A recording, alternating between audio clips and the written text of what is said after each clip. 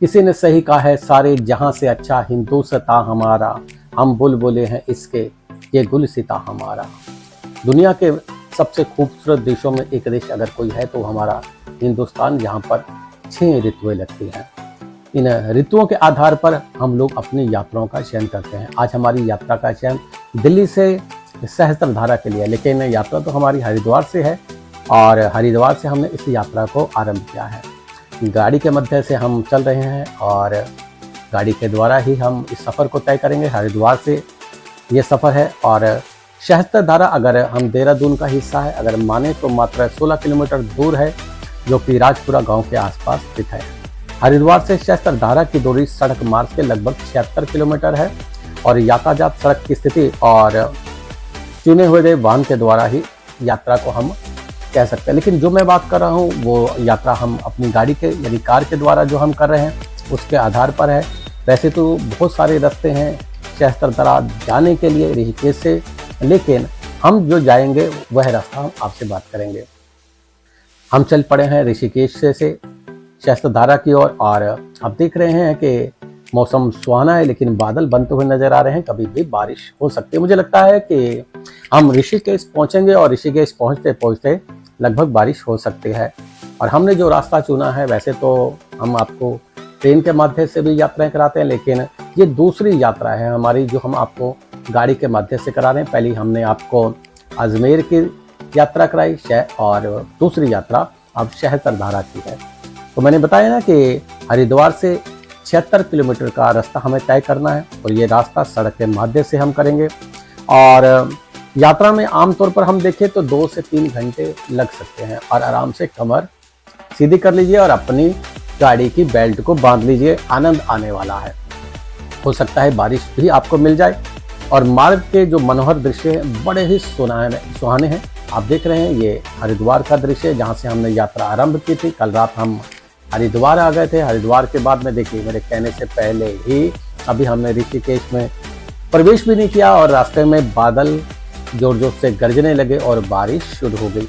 लेकिन बारिश के बीच में हम गाड़ी को थोड़ा सा धीरे चलाना पसंद करेंगे और एक सामान्य गति के अनुसार हम अपने गंतव्य की ओर चल रहे हैं। मैंने बताया ना कि 2 से 3 घंटे का सफर अब लगने वाला है और ये उत्तराखंड के सबसे महत्वपूर्ण सुंदर हरियाली वाले क्षेत्रों में से एक है।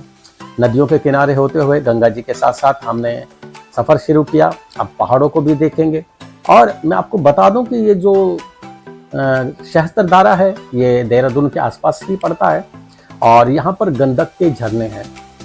किस लिए प्रसिद्ध है वो सारी चीजें मैं आपको दिखाता चला जाऊंगा, बताता चला जाऊंगा। कहते हैं कि यहाँ पर गंडक के झरने हैं जो त्वचा जैसी बीमारियों के लिए बहुत फायदेमंद है। चिकित्सा के डॉक्टरों के कहने से कई लोग यहाँ पर कई दिन के लिए यहाँ ठहरते हैं। बड़े सुंदर रेस्टोरेंट्स वगैरह हैं यहाँ पर झरनों के साथ में, वो सब आपको दिखाऊंगा।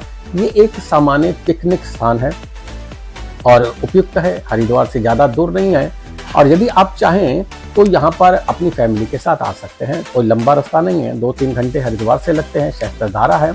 मौसम की जानकारी के अनुसार चल देखिए अब बारिश धीरे धीरे रुकना शुरू हो गई है, लेकिन बारिश भले रुक जाए लेकिन ट्रैफिक थोड़ा सा बारिश में कम हो जाता है। लेकिन आज ट्रैफिक हमें थोड़ा सा ज़्यादा मिल रहा है और गाड़ी अपनी गति से चल रही है। मैंने बताया ना कि सहस्त्रधारा, चलिए अब हम पहुंच गए हैं सहस्त्रधारा में। बीच में कुछ रास्ते ऐसे थे जो मैंने आपको नहीं दिखाए हैं। मैंने बताया था कि सहस्त्रधारा यहाँ पर आपको खाने पीने की दुकानें भी मिल जाएंगी। बारिश की वजह से थोड़ा सा प्रेशर तेज है पानी में और साथ में आपने देखा था, मैंने रास्ते में दिखा दिया था कि बारिश हो रही है। तो मैं आपको बता दूं कि बच्चों के साथ में आप यहाँ पर आ सकते हैं और ये बहुत सुंदर पहाड़ियों के बीच में घिरा हुआ एक स्थान है और एक अजूबा कह सकते हैं। पहाड़ियों से घिरा हुआ कई जगह से आपको जल की धाराएं फूटती हुई नजर आएंगी, इसीलिए इसका नाम सहस्त्रधारा है। प्राकृतिक तौर से यह सुंदर पहाड़ी क्षेत्रों के साथ साथ में झरनों के रूप में देखा जाता है। छोटी छोटी गुफाएं हैं यहाँ पर जो स्पष्ट दिखाई दे रही हैं, पर इन गुफाओं में प्रवेश करने के लिए मैं नहीं कहूँगा क्योंकि मौसम बारिश का है, कुछ गड़बड़ हो सकती है। इसके अतिरिक्त रिमझिम हल्की हल्की बारिश की बौछारें टपकती हुई नजर आएंगी आपको सहस्त्रधारा के आसपास में। और बहुत सारे लोग जो कि पीलियाग्रस्त बच्चों को यहाँ गंडक के पानी में स्नान कराते हुए आपको नजर आ जाएंगे। लेकिन बारिश का टाइम है, लोग थोड़ा कम आए हैं। आसपास छोटी छोटी चाय की दुकानें हैं, नाश्ता है और होटल भी हैं। यदि आप ठहरना चाहें एक आधे दिन के लिए यहाँ ठहर सकते हैं। मैंने बताया ना कि लगभग 70 किलोमीटर ये दूरी पड़ती है। अनुमानित यात्रा अगर हम देखें 2 से 3 घंटे मानकर चलिएगा। मार्ग हरिद्वार से डोईवाला शहस्त्रवाला हमने मार्ग पकड़ा था और विशेष रूप से सबसे छोटा रास्ता है जो देहरादून के पास एक अनोखा शहर डोईवाला से होकर गुजरता है और कम समय लेता है और शांत रास्ता है और आप इस रास्ते का प्रयोग करके यहाँ आ सकते हैं।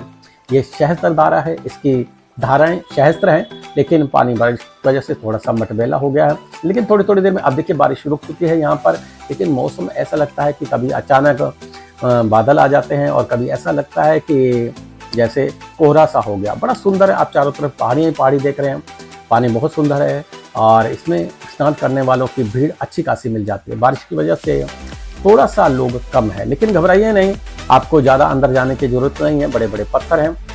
अब देखिए जो बारिश रुकने के साथ ही ये पानी बिल्कुल साफ हो गया है। थोड़ी देर में फिर बारिश होना शुरू हो जाएगी तो फिर पानी थोड़ा सा मटमैला हो जाएगा। आपने देखा ना, मैंने जैसे अभी आपको दिखाया, पहाड़ों से बहुत सारे झरने गिर रहे हैं और इन्हीं झरनों के पानी में आप स्नान कर सकते हैं। मैंने कैमरे को बिल्कुल नज़दीक लाने का प्रयास किया है और देखिए पानी दूध की तरह पानी नज़र आ रहा है। और इससे पहले बारिश होए, आप भी गोता मानसिक रूप से मार लीजिए। सहस्त्रधारा का है, गंडक का पानी इसमें मिल जाता है, पहाड़ों से आता हुआ, बड़ा सुंदर लगता है। लेकिन मैं बता दूं कि कुछ ले कहने की देर थी और थोड़ी देर में फिर से बारिश की वजह से ऊपर कह रहे पहाड़ों में बारिश हो रही है। निश्चित है कि जब बारिश होगी तो थोड़ा सा वातावरण अजीब सा हो जाएगा। चलिए कोई बात नहीं, आनंद ले सकते हैं आप अपने फैमिली के साथ में। पिकनिक स्थान है और देखिए हरिद्वार से सबसे नज़दीक अगर कोई जगह है, ये ऐसा लगता है जैसे आप सही मायने में कश्मीर में या लद्दाख जैसे किसी सुंदर क्षेत्र में आ गए। यदि आप हरिद्वार आए हैं और यहाँ नहीं आए हैं तो समझ लीजिए आपने कुछ नहीं देखा है। अगर स्वर्ग देखना चाहते हैं, आनंद लेना चाहते हैं तो बड़ा सुंदर स्थान है, आइएगा ज़रूर। बारिश हो या ना हो, यहाँ पर रहने के लिए यदि आप चाहें तो 1-2 दिन के लिए होटल भी हैं, सब चीज़ें। लेकिन थोड़ा सा पार्किंग को लेकर यहाँ प्रॉब्लम कई बार आ जाती है, हमें आई। जबकि यहाँ लोग देखा जाए कम है, लेकिन उसके बावजूद भी पार्किंग की समस्या आई है। गाड़ी सोच समझ कर इधर उधर मत लगाइएगा, पूछ के लगाइएगा। चलिए वापसी की ओर चलते हैं हम लोग। और मैंने बताया ना कि आज हमें सुबह से बारिश कभी मिल रही है कभी जा रही है और यही चल रहा। लो जी, वापसी अभी हम निकले नहीं है शस्त्रधारा से, अभी हम हाईवे पर आए और आने से पहले ही बारिश हमारा इंतजार कर रही थी। अब धीरे धीरे अंधेरा होना शुरू हो गया है। जब तक हम हरिद्वार पहुँचेंगे पूरी तरह से अंधेरा हो जाएगा। लोग छाते लेकर अपने गंतव्य की ओर जा रहे हैं और बारिश आपको आनंद। देखिए सफ़र में जब हम निकलते हैं तो कष्ट तो होता ही है, और सुंदर भारत है और भारत को देखने के लिए कुछ परेशानियां तो झेलनी पड़ेंगी। और हम अपने दिव्य वाहन से वापसी की ओर हरिद्वार की ओर चल रहे हैं। रात्रि हमने वहाँ ठहरना क्योंकि हमारा यहाँ पर पूजा का प्रबंध है, हमें पूजा के लिए यहाँ आए हुए हैं। तो हमने बीच में समय मिला था तो हमने कहा चलो शस्त्रधारा आपको दर्शन दिखा दें, घुमा दें। अरे थोड़ा आराम से भाई, थोड़ा सा देख लिया करो साथ में क्या चल रहा है। चलिए कोई बात नहीं, होता रहता है सफ़र में कुछ न कुछ परेशानी। कैसा लगा ये कार्यक्रम बताइएगा जरूर।